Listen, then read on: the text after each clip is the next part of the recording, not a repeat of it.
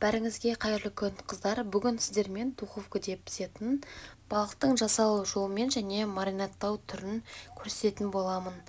Барынша үлкендеу балық алғандарыңыз дұрыс. Ең алдымен біз қазір ыдысқа тұзымыз бен қара бұршымызды араластырып алатын боламыз.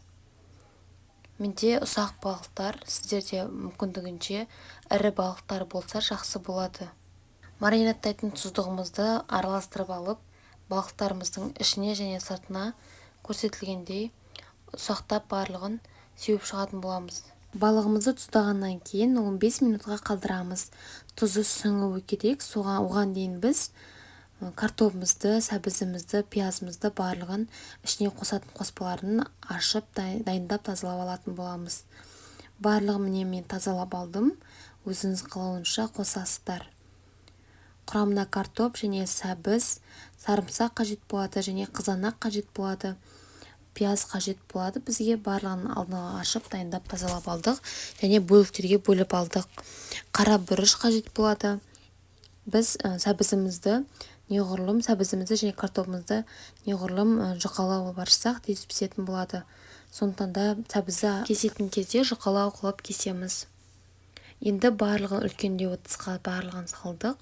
Сарымсақты да барлығын салып, үстіне дәміне қарай тұз қосып, барлығын жақсылап бір араластырып аламыз. Қара бұрышты да қосуды ұмытпаймыз. Барлығын бір араластырып, қазір біз духовкаға саламыз.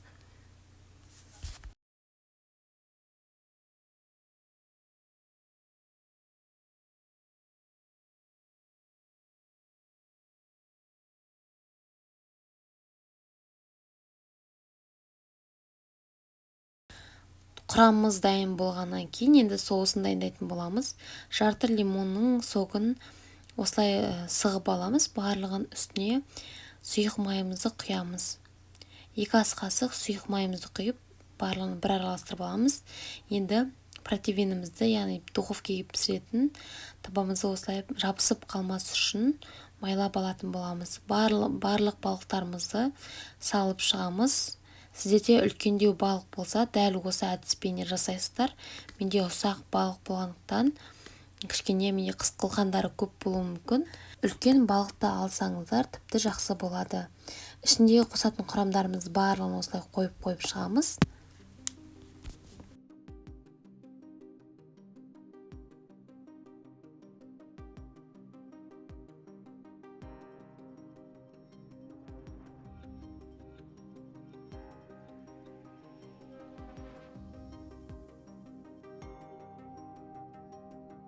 Жаңа дайындап қойған соусымызды енді балықтарымыздың үстіне жағып шығатын боламыз.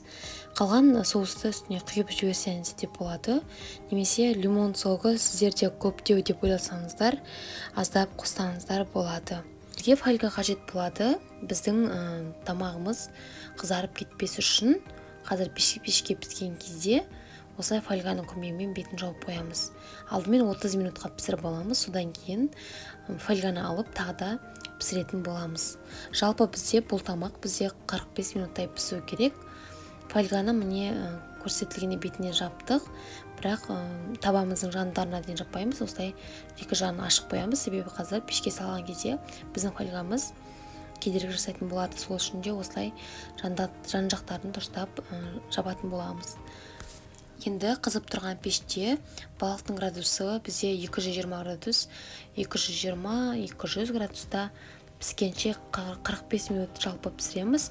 Қазір біз фольгаменен 30 минуттай пісіреміз. Содан кейін фольганы алып тастап, қайтадан пешке саламыз. Сіздерде үлкен балық болғаннан кейін тағы да 10-15 минут пешке пісіріп алатын боламыз. Міндетті түрде жасап көріңіздер. Маринадпен жасалынған балық өте дәмді болып шығады. Менің каналыма тіркелуді ұмытпаңыздар. Алдағы уақытта сіздермен тегін рецепттермен көптеп бөлісетін боламын.